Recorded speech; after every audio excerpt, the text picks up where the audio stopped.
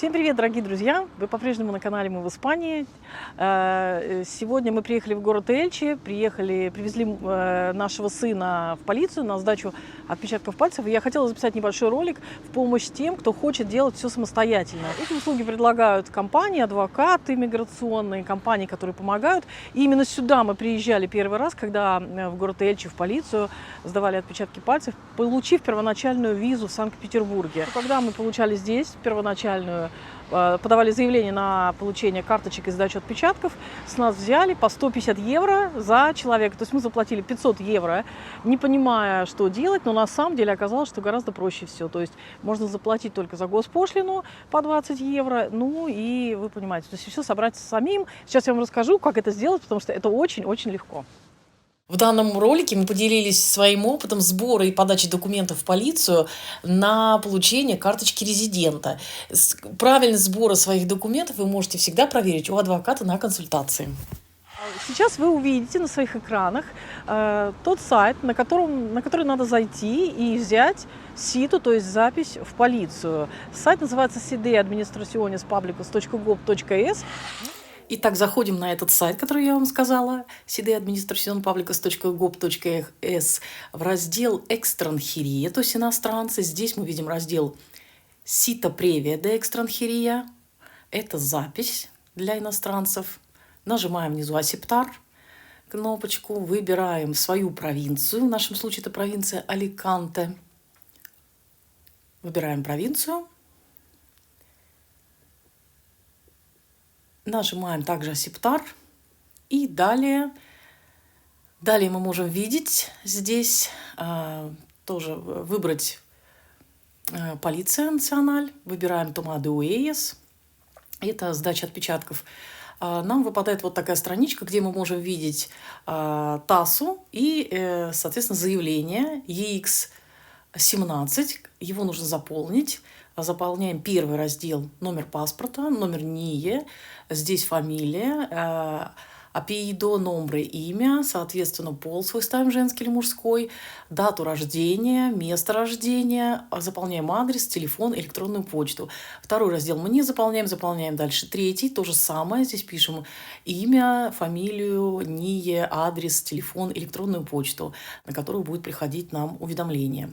В квадратике по третьим разделам вы можете поставить галочку, это значит, что вы даете согласие на то, что вам будет приходить в вашем кабинете уведомление, если у вас есть цифровая подпись.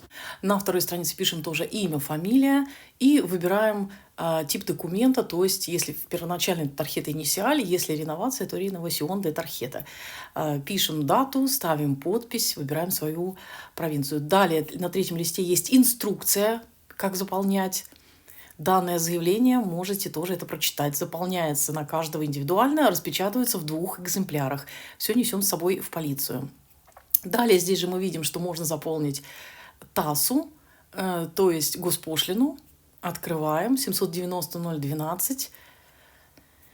Заполняем тоже все графы НИЕ, номер НИЕ, имя, фамилия, адрес.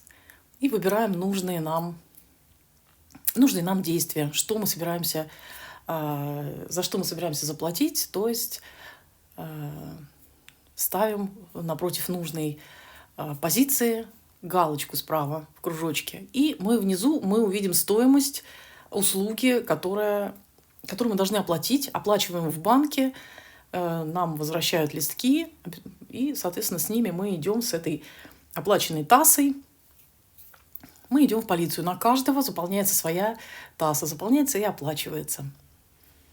Не забудьте это все распечатать, СИТу распечатать, ТАССу и заявление. Заявление в 2 экземплярах. Таким образом мы заполняем заявление, мы заполняем ТАССу оплачиваем, как я уже сказала. Здесь мы можем взять, двигаясь дальше, СИТу превия в экстранхерию, в полицию. Заполняем свой НИЕ, фамилию, имя и выбираем в выпадающем меню. В третьей графе выбираем страну гражданства своего. Затем нажимаем «Осептар», двигаемся дальше. Дальше нам предложат уже полицию ту или иную. Мы выбираем город свой, Эльче, Ориуэла, Тривьехо, что нам предложится. И дальше нужно будет заполнить свое имя, фамилию, телефон, электронную почту, куда будут также приходить уведомления. Обязательно распечатываем и со всеми этими документами в назначенный день идем в полицию туда, куда мы взяли, собственно говоря, СИТу. Здесь же можно вот на этом сайте посмотреть ТАССы различные, модели заявлений, то есть в разделе «Экстранхерия» много посмотреть. Вот, полезный сайт, так что сохраняйте себе, надеюсь, это будет вам полезно. Вы увидели, что вы можете заполнить модель заявления необходимую в полицию и заполнить ТАССу, то есть это госпошлина, которую необходимо оплатить. Перед походом оплатите, пожалуйста, эту пошлину в банк, соответственно, сходите в отделение. И не забудьте сфотографироваться, так как нужны фотографии здесь цветные на белом фоне.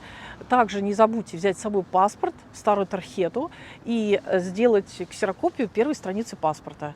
То есть нужны вот такие документы, плюс падрон. Падрон – это прописка, взять можно в патрономиента, который находится в Онтомиенто, то есть в администрации вашего муниципалитета. Таким образом, нам нужно заявление, СИТа, ТАССа, СИТа обязательно распечатанная, то есть это запись в полицию, ТАССа оплаченная, на каждого человека своя должна быть ТАССа, не сканируйте, не копируйте, у каждого индивидуальный номер, поэтому если у вас идет 3 человека в семье, у каждого должна быть своя ТАССа и свое заявление. Далее вы фотографируетесь, берете с собой паспорт, тархету, падрон, то есть прописку, и делаете ксерокопию паспорта. В назначенный день идете в полицию, приходите в отделение полиции, которое можно найти в Google Maps, куда приехать.